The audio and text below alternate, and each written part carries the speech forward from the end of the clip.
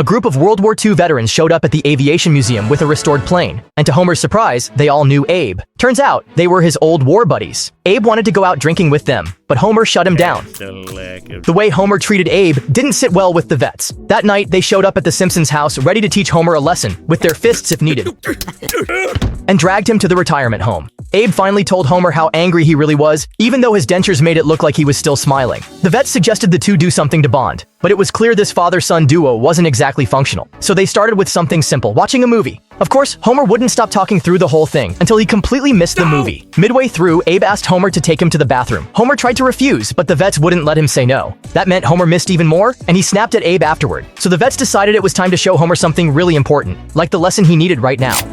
Cornered, Homer finally told Abe he loved him. The two made peace at last, but the vets still weren't satisfied. They had the father and son share a drink together too. Later, when Abe saw Bart vaping just to impress a girl, he decided it was time to share a story of his own. Back in the day, Abe was a free spirit, a test pilot flying experimental planes. Shoo now! He met Homer's mom at a bar, though she was seeing someone else at the time. Abe got assigned to test a brand new military aircraft, but overheard it had serious problems. His commanding officer didn't care. Then, thanks to being pumped full of hallucinogens, Abe jumped into the cockpit on his own and took off. No one could stop him. He pushed through all kinds of chaos in the air, and even considered lying and saying the plane worked fine. But he made it out alive, returned to base, and eventually ended up with Homer's mom. Bart, of course, didn't hear a word of it. He'd already run off to chase the girl.